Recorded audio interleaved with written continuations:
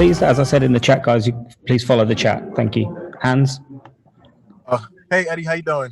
I'm good, thank you. So yeah, before Teofimo fought and beat Lomachenko, obviously, you thought really highly of Lomachenko. If I'm not mistaken, I think you had him number 1 on your pound for pound list. Since the loss, he's obviously dropped a few spots, but let's forget about the loss for 1 second, and let's just say that Haney was able to get his wish and face off against Lomachenko before he fought Lopez. Do you think Haney could have got that win, or would you have favored Lomachenko to win? How would you have seen that playing out? If Haney boxed Lomachenko? Yeah, before he fought Lopez. Look, I rate Lomachenko so highly. I mean, I think he's a great guy. I think he's a great fighter. I gave a great prediction for that Lomachenko-Lopez fight where I said, I think Lomachenko would win every round. You know, how wrong was I? I woke up on Sunday morning and checked my phone. I couldn't believe what I saw.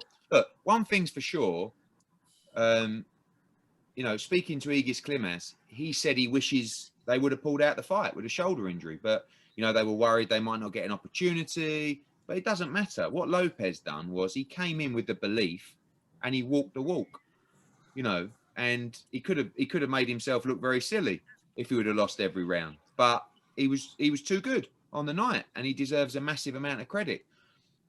Bill Haney and Devin Haney saw or believed that they were the ones that could beat Vasily Lomachenko. So it's easy for me now to say, yeah, Devin would have done exactly what Teofimo did. But on that night, I believe for sure Devin Haney would have beaten Vasily Lomachenko. Now, if that fight appears for us, obviously we know that. And by the way, when Top Rank made sure that Devin Haney be mandatory to Vasily Lomachenko, it's not Vasily Lomachenko's fault. He would fight anyone. So I have to think that fight is another potential fight for Devin Haney if Devin and Bill were up for that. If we can't get Teofimo Lopez, then the Vasily Lomachenko fight is still a very big fight for Devin Haney. But like I said, I believe that the next fight for Devin Haney after this is the winner of Ryan Garcia against Luke Campbell. But in answer to your question, I believe Devin Haney on that night would have beaten Vasily Lomachenko as well. Gotcha. So I want to follow that up with talking about Gamboa. You mentioned a few times that the way that Haney is gonna pretty much get his star power up, get his name up. Is you have to go in there and do a real number on Gamboa. So my question to you is, does it really matter? I ask you that because Gamboa was terrific. Like I've always told people, he used to be Lomachenko before Lomachenko. Just my opinion. He was really, really terrific in his prime. But right now he's about to be 39 at the end of December. He's already had, all of his losses came via knockout. So it's like a lot of people expect Haney to win, and they expect him to win extremely comfortably, either winning every round or winning by stoppage. So, I guess the question is, does it really do anything for him? Or would you rather, after he gets past Gamboa, I know you want Ryan Garcia versus Luke Campbell winner, but would you be interested in just putting him in there with a guy like Jorge Linares? I think a win over Linares would be pretty big for him. That's a good fight. We asked Golden Boy for that fight, and they already had a fight scheduled for Fortuna, which actually fell away. I disagree a little bit with what you're saying. I think, we know the talk about how good Haney is, but when you compare Gamboa to Abdullayev, which was his best victory so far, they are gulfs apart. I think people are tending to forget the fact that, he did well against Gervonta Davis. He ruptured his Achilles in the second round, and he battled away in that fight, and he got stopped, with what in the final round. So I do expect, and I think the pressure is on Devin Haney, because everybody just expects Devin Haney to blow through these guys. That's fine, as long as Devin Haney is the superstar that we all perceive him to be. But this is by far the biggest test of his career. And I think when you're fighting a guy as good as Gamboa with as much experience, it sort of says, this is my final chance to win a world title, then I think you're going to get a guy who's coming to win. And I think you're going to get a guy who's much, much better than anything Devin Haney has ever fought. So, like I said, if I was in the Gamboa team, this is the kind of thing that I'd be drumming in. We don't know. Might be all hype with this kid. You know, I don't think so. I think he's the best lightweight in the world, potentially. So let's see him pass the next test. But in answer to your question, I don't mind the Linares fight next, actually. I think that's a good fight. But I do think that the way, you know, the way fight fans are, they don't want to wait, do they? And by the way, Devin Haney doesn't want to wait. So when fight fans don't want to wait, Haney doesn't want to wait, Bill doesn't want to wait, the team don't want to wait, let's see it. Let's see if this guy is the real deal. And you imagine you get to, 2021 and you're talking about fights between Ryan Garcia and Devin Haney, Tank against Lopez or Tank against Haney. These are the super fights. And it's not a case of, when we go back to the 147-pound division, where it was like, Mayweather, Pacquiao, guys that are approaching the end of their careers. Even now, Keith Thurman, Danny Garcia, Pacquiao, who knows how long, even a fighter like Spence has got left. Crawford is still got time, but he's, they're all guys. These guys are just starting. These guys have got 3, 4, 5 years moving from 135 to 140, mixing it up, fighting all these guys, Jose Ramirez, Josh Taylor. There's so many great fights for these guys, and I'm very excited. But I think he's under a lot of pressure because if he beats Gamboa unconvincingly, the hype bubble bursts a little bit. So he will be doing everything he can to make a major statement on Saturday.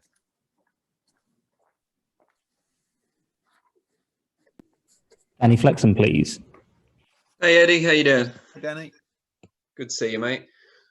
Just a quick one, and sorry to take you off topic, but I feel like I'm representing the UK a little bit here, and we all want to know what's happening with the Dillian Whyte situation. We saw a couple of people throw their hat in the ring yesterday. Derek Chisora being one, Michael Hunter another. Just what's the latest on that November 21st show? So just taking a nice picture of you guys. That's smart. So the situation is that the fight that he wants more than anything is Alexander Povetkin, even. I think that obviously he has to rectify that defeat or try to rectify that defeat. There is one fight, I believe, that he would take, and that's Tyson Fury on December 5th. I mean, I'm not sure we expect that to happen, but at the end of the day, unquestionably, Dillian Whyte would fight Tyson Fury on December the 5th if they wanted to discuss that fight. Chisora came on, it was a little bit of, it's 2.5 weeks now. Realistically, we will postpone that fight with Alexander Povetkin to January the 30th. And I think any fighter who has trained for 8 weeks and then loses his fight says, I just want to fight. And yesterday, that was very much the opinion, but Dillian Whyte has got a pay-per-view slot, and Derek Chisora possibly, that fight can work. Michael Hunter even threw his name into the hat for free, apparently, but that's not a pay-per-view fight for November 21st, especially with the clutter coming up. So I said to Dillian, unless we get asked to fight Tyson Fury, which he would do in a heartbeat, you just got to wait till January 30th. I mean, that's the fight for you, and that's what we'll do.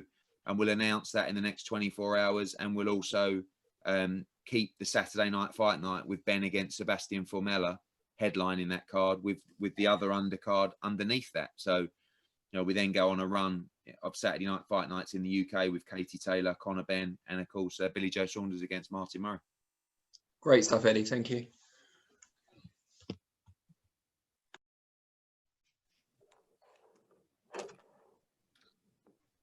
It's all right for now. Marcos? Guys, please follow the chat. Marcos is next. Yes. I unmuted. Hey, Eddie, how's it going? Good to see you, man. Good, mate. Good to see you. Hey, man, it's been a real long time since I've had a chance to chat with you, so it's good to see you. 2 questions for you, Eddie. The first being, since we saw a show last Saturday with a size amount of fans, what is Matchroom's plan in the U.S. to get fans in the arenas? Are we relatively close, or are you guys still being cautious with that? I'm definitely being cautious. I mean, the guys have done such a great job. We went to Mexico, obviously, a couple of weeks ago, and obviously it's the situation is a lot worse there. We're keeping these fights as safe as possible for the fighters and their teams and our staff as well. Very important. Shout out to Eric Botcher, our matchmaker, unfortunately went down with COVID, and all the other guys were tested and they were all good. And every event now, Marcos, is like a sort of cross your fingers scenario. I just read that Bachelt tested positive there, and our guys got tested yesterday negative, and it's like, obviously Alexander Povetkin got it yesterday. So the key for us now is to make sure we can maintain the momentum of the sport, keep the fights coming for our broadcast partners, and keep our fighters active. The second phase of that is to bring fans back into the arenas. Okay, so we saw obviously on Saturday Santa Cruz and Tank. I think it was like 7,000-8,000 there or something. I think in a way it's great for the sport. We just have to be a little bit careful and responsible. How safe was that for the fans there? Now, obviously, the difference between our small country here and your great country is you have individual states that are making decisions on what's allowed and what's not allowed. And for us, we have one decision, and that is no fans. So in America right now, my plan is obviously with Devin Haney this weekend, with Danny Jacobs coming out on November the 27th, and then probably with Gennady Golovkin, towards the end of December. All of those events will take place behind closed doors. The model is in place. We can make sure that we can, keep the dates coming. Like I said, keep providing for our broadcasters. Then when we go into 2021, that's when we have to start seeing, one of the early fights for us looks like Chocolatito against Juan Estrada. That would be almost criminal if we didn't have, at the old StubHub Center or in Phoenix, or, a massive crowd for a fight like that. So we live and breathe with live crowds, and it's very important for us to bring them back, but safely. But that's kind of like the next project. Right now, the project is to keep going, to keep rolling with these shows, keep delivering for our fighters and our broadcasters. My last question for you, Eddie, is the winner of this fight mandated in any way to fight the winner of Ryan and Luke? Like what is the yeah, I mean, that's the other way around, really. I think that obviously Devin is a WBC world champion. That is a final eliminator, Campbell against Garcia. And that's the natural fight. I mean, not just because these guys are on the same platform, but, that is the route that it should take. I would like the WBC to mandate Devin Haney to fight Teofimo Lopez. That's really what they should be doing. But, the franchise is untouchable, which is something I don't agree with. But certainly the winner of Ryan Garcia against Luke Campbell should be mandated to fight Devin Haney. All right, thank you, Eddie. Appreciate it. Mate, good to see you. Crystal, next, please. Yes. Hi, Eddie. Am I unmuted? Yeah, you're good. Good. Okay. Hi, Eddie. What I wanted to ask is basically if this is a great performance and this is a great fighter against Gamboa, I've followed him for years and years, how easy or difficult will it be to work with Top Rank and also the PBC? Do you think that those type of fights can get together, or what are your thoughts on that? Well, I think that the good news to come from the pandemic is that definitely promotional companies are, keen to do good business, So I think that right now, if I'm Bob Arum, I'm kind of like looking at Teofimo Lopez going, oh God, this guy's going to get super expensive. He's going to want the world, But the good news about Teofimo is I think he genuinely wants the big fights. I think he wants to fight Devin and Tank and, Ryan Garcia, because I think a lot of these guys are not going to stay at 135, particularly Devin and Teofimo. They're guys that are right on the cusp right now, looking to go to 140 already. So I think that, you're going to get guys. And I think that, I think a lot of promotional companies who may not have been running, slick businesses, who may not have built the cash reserves over the years, will be in positions where they're under more pressure financially to make bigger fights than just give their fighters easy fights. And listen, from a broadcaster perspective, I think the demands of a broadcaster will change as well. I don't think DAZN will want, to see Devin Haney against an unknown top 15 opponent next. I think they'll want to say, Ryan Garcia, Luke Campbell winner, fight Devin Haney. And so they should, because they're the kind of fights that are going to drive subscribers and create interest in the sport. So, you know, for me, I really feel that it's never going to be easy to do cross-promotional fights, but I think that people won't want to be wasting money anymore, which is good news for fight fans. And I think the pressure will also come from I know that Devin Haney and Bill will be putting pressure on me after Saturday if they win in style to make them a mega fight next. And then it's on me, you know, and that's what I have to deliver for them. Thank you. Ames, next question, please. Ames here for Boxing News TV. How are you doing, Eddie? You okay? Good, thanks, mate. Eddie, just a quick follow-up on Danny Flexen and then a question on Usyk versus Chisora. I just want to follow up on Danny Flexen. That's one question, guys. Come on. No worries. I remember you suggesting Michael Hunter as an opponent for Tyson Fury. Could you answer why you think Michael Hunter is an acceptable opponent for Tyson Fury, but not then for Dillian Whyte? Because Tyson Fury is the world heavyweight champion. He is a bigger name than Dillian Whyte. And what I said was, it's not that he's not an acceptable opponent, but unfortunately, Dillian Whyte against Michael Hunter would not be approved as a pay-per-view fight on Sky Sports. So, you know, I don't work with Tyson Fury's broadcaster, but Tyson Fury, one of the biggest stars in the sport, against Michael Hunter for the World Heavyweight Championship would be a pay-per-view fight. And when you're talking about the likes of Tyson Fury against Ajit Kabayel or Carlos Takam, the Michael Hunter fight is a much, much bigger and better fight than those two fights that are already approved for pay-per-view. Can I follow up with the question? Is that okay? Oh, quick one, yeah. Sure. Just taking your mind to Usyk versus Chisora, would you concede that in these COVID times when we have a reduced atmosphere, there are those at ringside on fight night who are partisan to a particular fighter, and I'm talking about outside of the cornermen, and they're audible on the presentation of the fight. They can affect the presentation and sway the opinion of others at ringside and the viewers at home watching. Would it be better in terms of the viewing and neutrality to not have that partisanship at ringside? No, because everybody has the same numbers there.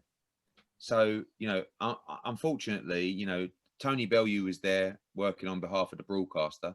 David Hay is Chisora's manager, right? And they were the two guys making virtually all the noise for Derek Chisora. Next to me was Alexander Krasuk, he's my co-promoter, and Egis Klimas, and another one of their guests. They just chose not to make the noise. I do think you have a point, and you know, sitting there during the fight, sitting next to David Hay, listening, you know, I thought the fight finished and I was like, this is close. And then I went over to Sky and BBC and they were like, no, Usyk's won 8-4, 8-7-5. It's comprehensive. And I'm like, you know, so in that respect, yeah, I actually think that judges should wear headphones. You know, you see that a lot, actually. I believe the WBC have some opinions on that as well. But actually, you know, if that fight was at the O2, in front of 18,000 Brits, you know, you may have got a lot tighter scoring in that contest.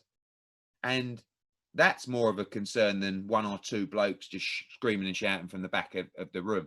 I actually quite like it, to be honest with you, because we have no atmosphere at the moment. And if you were in the arena, you know, it was actually quite compelling. It's better when you get two sets of representatives screaming and shouting. But Usyk's team were a little bit calmer. They obviously felt they were a lot more comfortable in the fight and chose not to. But, you know, I don't mind the screaming and shouting, but I do think that it does raise the question of whether judges should wear headphones. I think the scoring was quite comprehensive. And if the scoring would have been controversial, I think your question would have a lot more validity. Thanks, Eddie. Okay.